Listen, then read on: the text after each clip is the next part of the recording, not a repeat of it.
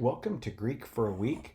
I'm glad that you are watching another video this week.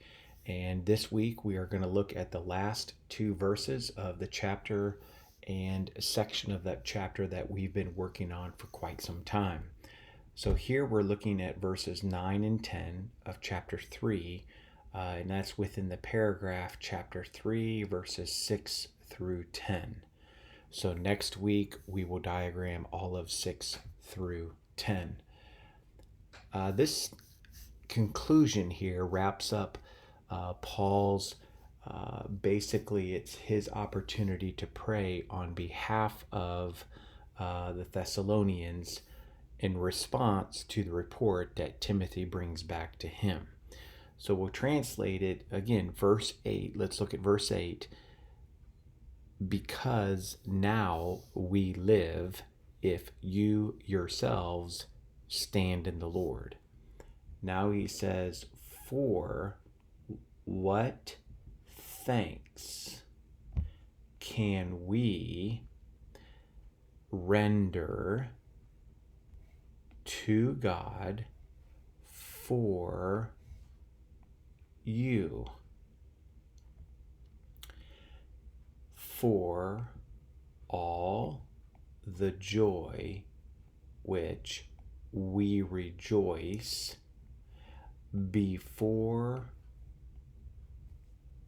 our God on account of you, night and day, while praying most earnestly to see your face and to complete what is lacking in your faith.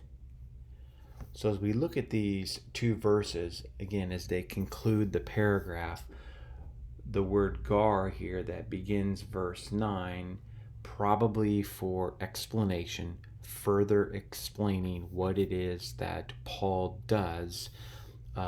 Basically, when he says, for what thanks can we render to God, you almost could reword that to say, how can we ever repay you, God?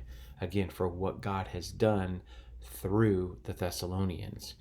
You have here an aorist active infinitive, which is a complementary infinitive because it completes the thought of what thanks can we, or what are we able to do, in the sense of what are we able to give thanks specifically to God.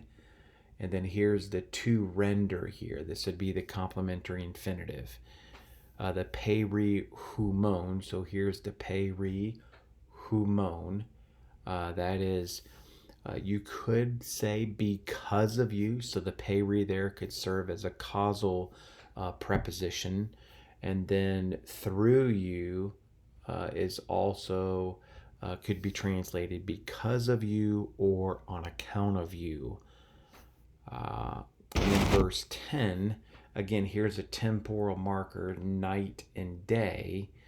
And then we have a participle here, de aminoi, and that is a present middle participle, plural nominative masculine. I believe it's a temporal participle, which is why I translated it while. It's a present participle, while praying. And then you have the ace ta plus the infinitive here, ace ta plus edain, to see.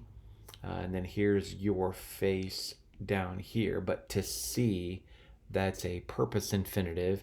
Then you have a kai here joining another infinitive, which is to complete. So really the act of Paul praying brings about basically two purposes, and that is to see and to complete what is lacking in the Thessalonians' faith. So that's verses 9 and 10. To complete this paragraph, we will look at the diagram of 6 through 10 next week. Have a great week.